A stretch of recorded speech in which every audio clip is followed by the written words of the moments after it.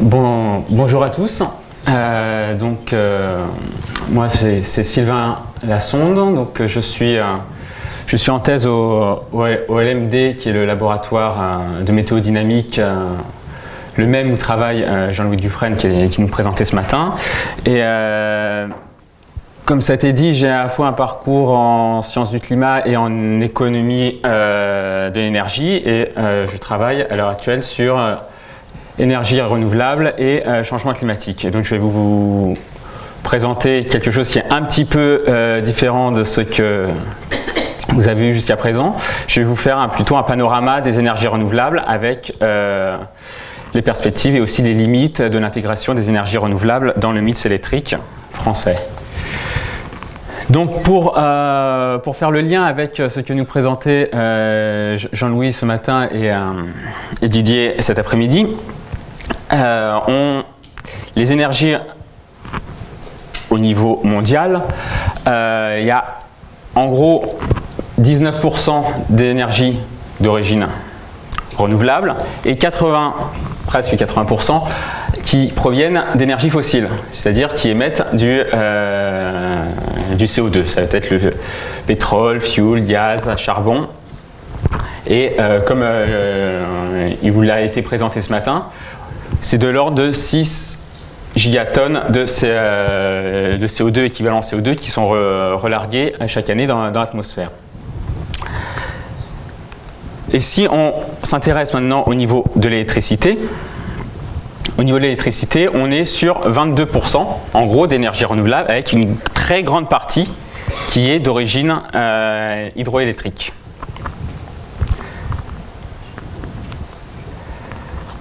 Donc, pourquoi est-ce que quand on parle de climat, on en vient rapidement à se poser la question des énergies renouvelables? Déjà, la demande énergétique augmente au niveau mondial, que ce soit en termes d'énergie ou d'électricité. Énergie au sens large, ça englobe aussi bien l'électricité que tout ce qui va être chauffage pour le transport. Mais le problème, c'est que comme on a vu qu'il y a près de 80% qui sont d'origine fossile, on émet des gaz à effet de serre. Et les gaz à effet de serre, comme il vient de vous l'être expliqué, c'est une des raisons de l'augmentation du gaz à effet de serre. Si on parle en termes de CO2, on est passé de 280 particules par million à l'ère pré-industrielle à plus de 400 particules par million, ppm, aujourd'hui. Depuis quelques années déjà, il y a une volonté politique de s'atteler au problème du changement climatique en essayant de réduire, ou tout du moins de limiter les émissions de gaz à effet de serre. C'est ce que l'on a vu par la mise en place du protocole de Kyoto il y a presque 20 ans. Au niveau européen, il y a des ambitions de réduire nos émissions de 20%, notamment avec le paquet 3x20, aussi bien au niveau du renouvelable, des baisses des émissions de gaz à effet de serre. Qu'est-ce qu'il en sera au mois de décembre prochain à la conférence de Paris, à la COP 21 ? J'espère qu'on aura des engagements ambitieux. En tout cas, j'espère qu'on se placera dans la continuité pour réduire nos émissions de gaz à effet de serre, de manière à lutter contre la conséquence anthropique du changement climatique. À long terme, on a le prix du baril de pétrole qui augmente. Donc, le baril de pétrole augmentant, il y a aussi des raisons économiques qui poussent les différents pays à s'engager vers les énergies renouvelables de manière à s'affranchir de cette rente pétrolière. Et donc la part des énergies renouvelables dans le mix électrique va continuer à augmenter dans les années qui viennent. Donc dans un premier temps, je vais vous parler rapidement des énergies renouvelables en France, vous faire un panorama des différents types d'énergies renouvelables que l'on peut connaître, aussi bien celle qui existe aujourd'hui et celle qu'on peut imaginer dans les années futures, et ensuite les limites et les perspectives des énergies renouvelables. En France, les énergies renouvelables, c'est cette partie-là. On a une grande partie de nucléaire et un petit peu de gaz, de fuel et de charbon. Et vous voyez que parmi nos énergies renouvelables, on a 25 000 mégawatts qui sont d'origine renouvelable. Le renouvelable en France connaît une très forte croissance ces dernières années. On est passé au niveau de la filière aussi bien éolienne en verte que le solaire en photovoltaïque en jaune. Ces dernières années, on a connu une très forte croissance. On est aujourd'hui à presque 9000 mégawatts d'éolien et plus de 4000 en termes de solaire. Et les objectifs pour les 5 ans qui viennent, c'est au niveau de l'éolien, de multiplier presque par plus de 3, et au niveau du photovoltaïque également. Les énergies renouvelables, principalement, on pense à l'éolien. L'éolien qui vise en fait à transformer l'énergie qui est contenue dans le vent, qui passe à travers donc, la turbine, donc l'énergie cinétique qui passe à travers la turbine, la transformer en énergie électrique. Et donc pour ça, les éoliennes, il y a un mât qui varie en fonction du type de l'éolienne, du profil de vent, de l'endroit où on la place. Quand on regarde la courbe de puissance, au début, il y a du vent, mais l'éolienne ne tourne pas. Il lui faut un minimum de vent pour pouvoir commencer à tourner et à produire de l'énergie. Ça monte, et puis il y a un plafond qui est autour de entre 10 et 15 mètres par seconde. Et à partir de... Tout dépend des technologies des éoliennes, mais autour de 25 mètres par seconde, pour des raisons de sécurité, on coupe. Donc s'il y a un trop fort coup de vent, on ne va pas produire. Mais souvent, on est donc dans cette partie-là avec un plateau ici entre 15 et 25 mètres par seconde. Les éoliennes en France, donc comme je vous disais, on est à plus de 9000 mégawatts installés.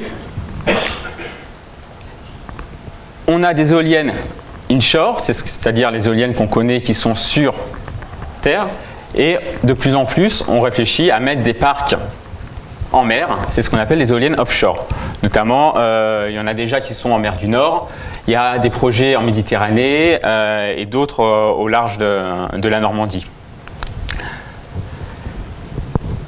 La production éolienne, c'est bien, mais si on met une éolienne, est-ce qu'elle va produire tout le temps? Non, il faut qu'il y ait du vent. Et après, en fonction du vent qu'on a, on va plus ou moins produire. Donc ici, c'est sur les 3 dernières années, la production éolienne, mois par mois. Et on voit le facteur de charge, c'est-à-dire, en moyenne, combien est-ce que l'éolienne va produire en pourcentage. Parce qu'on a installé 9000 mégawatts, mais on voit qu'en moyenne, on tourne autour de 20% de facteur de charge. Donc, c'est-à-dire qu'on va produire, sur les 9000 mégawatts qui sont installés, seulement 20% en moyenne. Donc 9000 mégawatts, ça veut dire qu'on va seulement produire autour de 2 mégawatts en moyenne. Mais on n'aura pas l'électricité quand on en a envie. Et ici, on voit que le taux de couverture au niveau de la demande française, on est à moins de 4%. C'est-à-dire qu'on a beaucoup d'installés. On va aller encore beaucoup plus loin au niveau des capacités installées. Mais aujourd'hui, avec 9000 mégawatts, on ne couvre même pas 4% de la demande. Sur le solaire, la technologie, il y en a différentes. Mais ici, là, c'est le photovoltaïque, c'est-à-dire c'est des panneaux solaires avec différents types de cellules, qu'elles soient monocristallines, polycristallines. C'est des coûts et des rendements qui sont différents. Mais ça dépend déjà de l'orientation du panneau. Le panneau va être orienté en fonction de la latitude, plutôt orienté au sud, de manière à produire le plus possible. Ça dépend aussi de la température du panneau. Le rendement va dépendre de la température et aussi le vent qui va venir un peu refroidir. Et ensuite, donc, il y a les rayons du soleil qui arrivent, les cellules vont transformer en courant continu, puis un onduleur qui va le transformer en courant alternatif avant de l'envoyer sur le réseau. Et là encore, on a une très grande variabilité. On a du soleil, on a de l'énergie photovoltaïque que quand on a du soleil. Et donc on a un cycle diurne et aussi un cycle saisonnier. Et on voit que le facteur de charge, au niveau de la France, il est plutôt de l'ordre de 10%, avec un taux de couverture qui va être autour de 2%. Avec un taux de couverture qui va être inférieur à 2%. On est à 1,3% au niveau du taux de couverture de la demande électrique française. Donc encore une fois, on a une très forte variabilité qui peut poser des problèmes d'un point de vue de la sécurité de l'approvisionnement lié à la demande française. Une autre technologie solaire existe aussi, qui n'est plus des panneaux, qui en France n'est qu'au stade expérimental, on n'a installé qu'1 MW, qui est le solaire par concentration. Le solaire thermique par concentration, avec soit beaucoup de panneaux qui vont aller un peu comme un four solaire, ou alors en mode de gouttière pour aller chauffer de l'eau qui passe dans un tuyau. Après, on arrive dans une turbine, un générateur, pour produire de l'électricité. Ça fait une trentaine d'années qu'il y a des expérimentations dans ce domaine-là, mais en France, ce n'est pas quelque chose qui est développé à l'heure actuelle.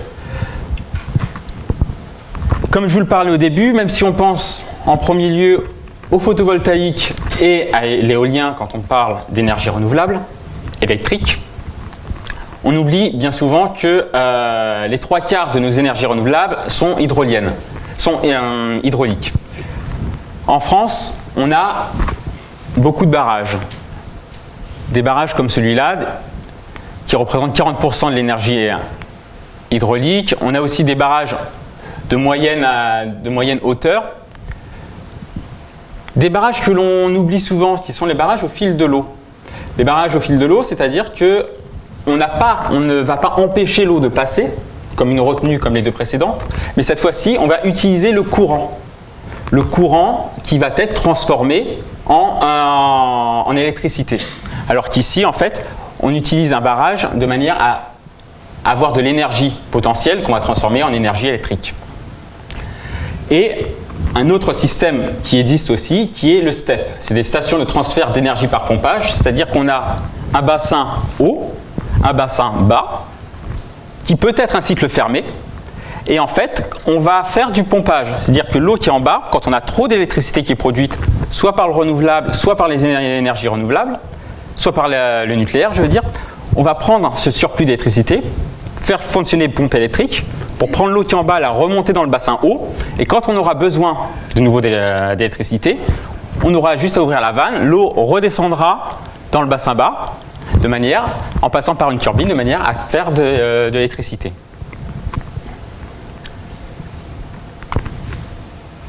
Une autre énergie renouvelable qui est beaucoup plus marginale, qui n'est pas forcément très appréciée de la population, qui est la biomasse, parce que quand on parle de biomasse, c'est pour beaucoup des incinérateurs. Il peut y avoir des fois des chaudières à bois, mais beaucoup c'est des incinérateurs qui vont permettre de traiter nos déchets ménagers, certains déchets industriels qui sont de la biomasse. Il y a du bois aussi, donc des biocombustibles qu'on va brûler. On va faire donc de l'électricité. Et quand on est en cogénération, on va aussi faire de la chaleur, qui est utilisée aussi comme énergie renouvelable pour chauffer via des réseaux de chaleur urbains. Notamment à Paris, il y a près d'un tiers des immeubles qui sont chauffés par un réseau de chaleur urbain. Donc l'énergie renouvelable que je vous présente aujourd'hui, là, c'est essentiellement électrique, mais l'énergie renouvelable est aussi autre qu'électrique, que ce soit avec les biocarburants, avec les réseaux de chaleur, ou la géothermie pour le chauffage, qui peut aussi être utilisée, mais beaucoup plus marginalement, pour fabriquer de l'électricité.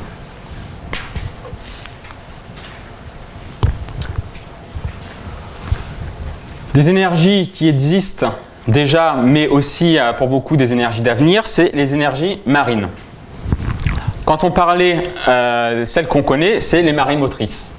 On en a quelques-unes en France, qui visent en fait à utiliser l'énergie de la marée pour, en passant à travers donc, ce barrage, à travers la centrale marémotrice, à fabriquer de l'électricité. Mais sur le même principe que les éoliennes, ce qui est en réflexion, c'est les hydroliennes, où on va utiliser les courants marins. Alors là, c'est une éolienne qui est posée au fond, mais on a des hydroliennes qui vont être à mi-hauteur, qui vont, quand il y a trop de vagues, qui vont plonger, d'une manière à avoir des pales, un rotor, qui va tourner en fonction du courant marin et fabriquer de l'électricité. Et cette électricité, après, est ramenée sur le continent par des câbles. Ou encore, on peut utiliser la houle, c'est-à-dire qu'on a les vagues. Ici, c'est des boudins qui, en oscillant, vont créer de l'énergie, vont capter l'énergie de la houle dans les boudins et après vont être réacheminés sur le continent par des câbles de manière à avoir de l'électricité. Le problème à l'heure actuelle, c'est que c'est encore déjà des prototypes, mais que c'est très cher à mettre en place. Quand on a un coût de l'électricité en France qui est très bas, déjà le solaire ou l'éolien nécessite aujourd'hui une subvention pour être compétitif. C'est ce qu'on... Peut-être certains d'entre vous ont des panneaux solaires sur leur toit avec des tarifs de rachat. Mais aujourd'hui, sur ce type où on est aujourd'hui sur l'électricité en France, un peu plus de 40 € le mégawatt. Là, le mégawattheure produit, là, on est plutôt sur du 150-200 €. Donc, c'est encore au stade expérimental. Pareil pour les éoliennes offshore, qui sont très coûteuses, mais qui produisent par contre un facteur de charge qui est beaucoup plus élevé que les 20% que je vous parlais tout à l'heure. On est plus sur du 40, voire certaines régions 50%. Donc il y a un coût de maintenance qui est supérieur, mais on produit plus. Donc il y a des limites en termes de coût. Il y a des limites aussi en termes d'intermittence. Quand je vous parlais, le solaire c'est bien quand il y a du soleil, l'éolien c'est bien quand il y a du vent. Mais ce n'est pas toujours à ces moments-là qu'on a besoin d'électricité. Si on regarde les pics de consommation française, on a pour beaucoup un pic le matin à 7 h et un autre à 19 h. Donc quand on se lève le matin, qu'on allume le chauffage ou qu'on va prendre sa douche, on allume la lumière. Et le soir, au moment où on rentre, qu'on met la machine, le lave-linge, qu'on fait la cuisine, on voit ces deux bosses dans la consommation. Sauf que ce n'est pas forcément à ces moments-là qu'on a le plus d'énergie renouvelable disponible. Donc il y a le problème de l'intermittence, donc de la sécurité, pardon, de l'approvisionnement. Parce que quand on produit de l'électricité, s'il n'est pas consommé, il faudrait le stocker. Mais le stockage, ça a un coût. J'en parlerai un peu plus tard. Donc là, je voulais vous montrer en direct sur le site, mais je n'ai pas réussi à y accéder rapidement. Donc je vous avais fait des captures d'écran. C'est le site de RTE. Ils ont un site et aussi une application pour smartphone qui marche exactement de la même manière, qui est très bien faite, qui est Echo de MITS, qui vise en fait, ou qui en temps réel montre la répartition, le mix électrique français. Et donc, on voit qu'il y a une grande part de nucléaire. Et donc, le solaire, donc là, je vous ai pris, c'est les 7 derniers jours, donc les 7 premiers jours de juillet, avec la production française. Et donc, le solaire en orange, l'éolien en vert, on voit qu'on ne produit pas énormément, malgré le fait qu'on ait beaucoup de soleil. Sur toute la France, la dernière semaine, on a eu beaucoup de soleil, mais on n'était pas du tout au maximum des capacités de production. Et on a le problème de l'intermittence. Si on regarde sur le renouvelable, on a un cycle diurne. Et sur le vent, on a aussi une très forte variabilité. Donc l'intermittence des énergies renouvelables complique la gestion de l'équilibre entre l'offre et la demande électrique. Donc comment pallier à ça ? Aujourd'hui, beaucoup ce qui est fait, c'est qu'on a une surcapacité de production qui est d'origine thermique.